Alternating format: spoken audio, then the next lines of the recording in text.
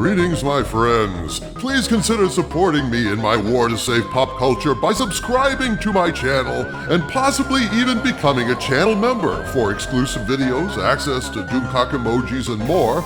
And if you like this video in particular, please consider using the new Super Thanks feature and putting a tip in the tip jar located next to the like buttons down at the bottom of the video. Thank you for watching, and now, on to the video. My friends, there has been talk for the last few months that Kathleen Kennedy would be resigning from her Lucasfilm perch shortly before or immediately after the release of Indiana Jones and the Dial of Destiny. Have to laugh every time I say that title.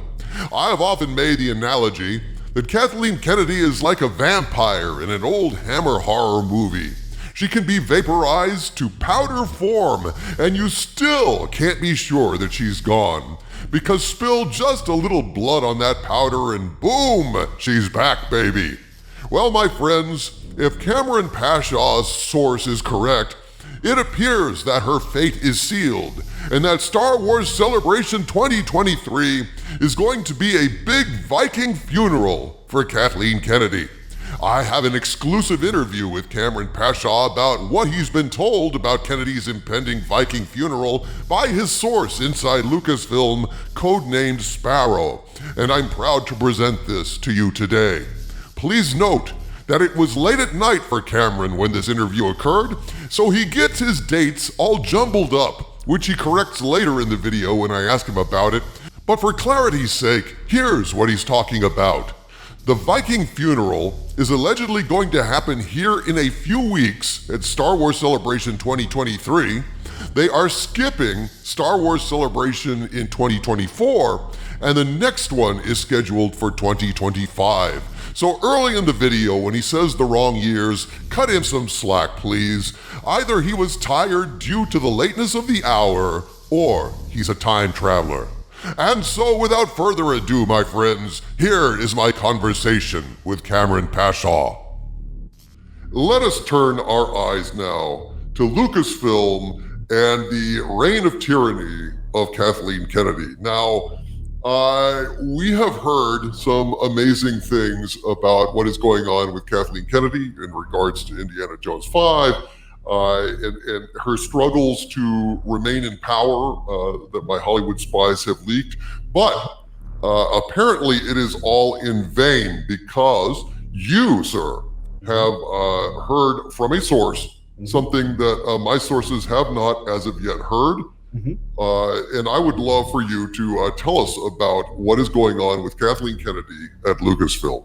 Okay. So this rumor, I'll say it is a rumor. We'll call it a rumor, but I'll talk about the context of my source. And again, since I have not witnessed this with my own eyes, the events that are happening, I can only report, just like you can only report what you hear, and you have to decide you trust the validity of the source. I trust the validity of the source because they've been right before, and I know who they are. So let's get into this for a second. So number one, this is a scoop that I put out on my Patreon in the last 24 hours. You're the first YouTuber that's hearing it.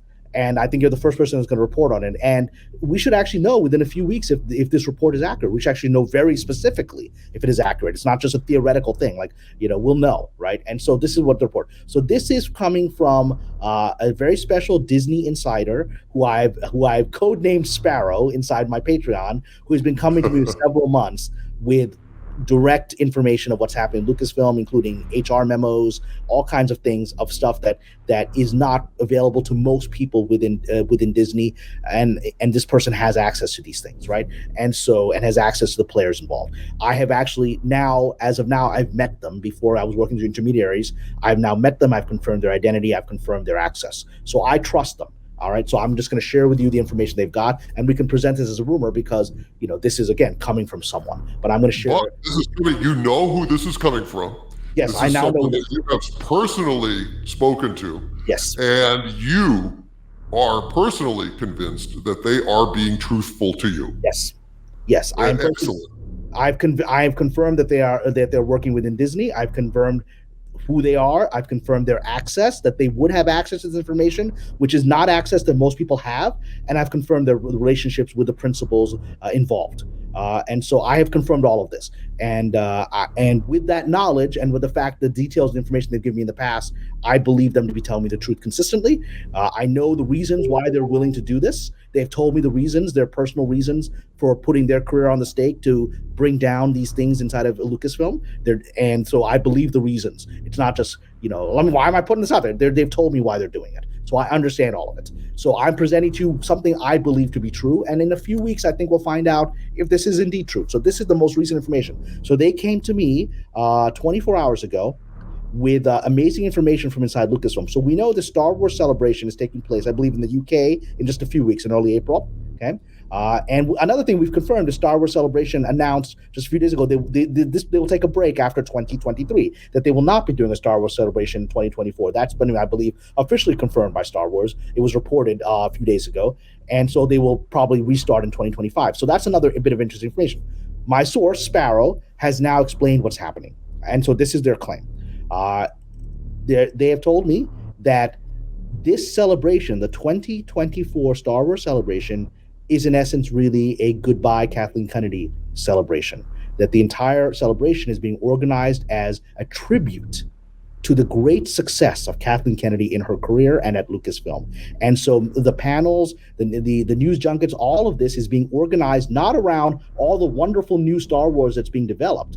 It's all about all the wonderful things that Kathleen Kennedy did in her career as part of her leaving the company. The Sparrow has told me this was part of her arrangement originally with Bob Chapek and then with Bob Iger, that when she would leave the company, she would be given one last Viking funeral pyre hurrah that would honor her legacy, and that they would do it at Star Wars Celebration, and that Star Wars Celebration would be all about her and her great glorious legacy, so that the history would remember her that way when within a few weeks thereafter she would announce her stepping down. I don't think that the source is not saying that she's going to say, I'm stepping down, that's why we're doing this, but you'll see it from the context when you're watching this celebration, like, why is every panel about Miss Kennedy's great successes?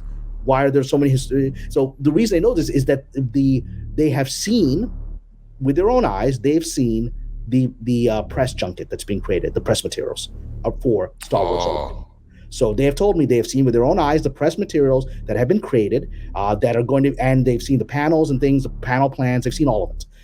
And it is, I mean, there'll be like a little bit like, oh, here's Mark, here's whatever, here's, Ewan McGregor, whoever the few stars, there aren't that many actors coming, but I think Hayden Christensen's coming. Oh, here's Hayden Christensen on a panel. There'll be a few of those, but most of it is going to be, let's look at the great legacy of what Kathleen Kennedy did with the trilogy, and then with The Mandalorian and everything else she's going to take credit for, and it will be just, and they're presenting, because I was a journalist, and so you get these press packets which tell you what you should be asking, which tell you the kinds of things you should be looking at, and it's all about Star Wars, it's all about the great legacy of Kathleen Kennedy. That's the press packet that's being sent out, which this source is now saying that's because they've also confirmed this. Kathleen Kennedy did not want to do this press packet. Is because that is the signal that it's over for her, because that's the funeral pyre. That's the moment where once you make a deal with the devil shows up and knocks on your door. It's time to collect. And so they're like, this is the promise. When you're going to go, you're going to get this great hurrah. It's time for your great hurrah. And she didn't want the great hurrah because she was still, as from your source said, she's still trying to angle a way to survive. Sparrow has confirmed that for me, that she was still trying with Iger to say, Damon Lindelof announced this movie with or without my permission. I got to be there to oversee it. And my source said, no. Iger's like, there's no Lindelof movie. You and I know that. You're not going to stick around for that. But she tried. Both of our sources have said she's trying to find a way to still hold on, right? I think we both of our sources. Absolutely. In fact, my spies recently told me that she may well be angling for the same kind of deal that others have gotten, basically like an executive producer role in, I am told, 4 movies is what she is angling for. She's angling for it. I don't think she's angling for. I don't know if that's going to happen, but that's the latest tactic, is that, she wants to keep her toe in Hollywood, and the EP credit is the way that she can, and she wants Disney to basically foot the bill for this ego bomb. Okay. So that fits what my source says. So I'm going to give you a confirmation from my source. They said that she actually, my source didn't say 4, just named one project, which, as I mentioned, Damon Lindelof, apparently, my source said Lindelof just announced his own project. It wasn't from Lucasfilm. They were startled because they were just having general conversations. Hey, Damon, it'd be great. Yeah, you can go. Yeah, you can come up with a movie. That'd be a great idea. And he announced it because his career is struggling. So he's trying to make it's the Leslie Headland, announce things and make them into reality, speak them into reality, the mystical way, right? And so he spoke into reality his movie. And then my Sparrow said, when this happened, Kennedy's like, well, okay, I guess this is out now. I didn't really expect it to be out, and I don't really think there's anything there, but I'm going to use it. And she went to Iger and said, hey, look, this movie's going to happen, so can I be an executive producer and guide it? And my source says he denied it to her on that project. So if that's true, then I'm guessing and your source is right that she tried 4 times. She's the kind of person that would keep trying. All right, if it's not on this, can I do it on the Headland thing, which isn't real? Can I do the other thing, which isn't real? Can I do it on the Kevin Feige movie that's not real? Right? Can I put it? And each time he'd be like, no. I'm sure he said no 4 times. No, what it was, I mean, I heard the Lindelof thing, absolutely. I mean, so we can confirm that because my sources said that too. But this is like an exit package. Like she didn't try 4 times. It's like what she wants, what they're saying. I mean, the rumor is that, look, I want 4 executive producer projects. Just put my name on these, 4 projects so that as I head out the door, I essentially look like I'm still involved in everything. But it is plausible. I mean, look, she'll get us. My sources confirmed that Sparrow. That was the first time I actually interacted with Sparrow was this past fall when they contacted me through an intermediary and said I have the details of her severance package, at least monetarily. Right, and the details were it was a $30 million severance package, and she may have, and that they had agreed to that, and that included a lot of stock options, and that it's certainly plausible she'd come back and amend that and say I want all these credits. It's certainly possible, and even if they gave it to her, it doesn't mean anything because I know from working in feature films in Hollywood and television, executive producer credit is meaningful in television. It is not meaningful in features. Exactly.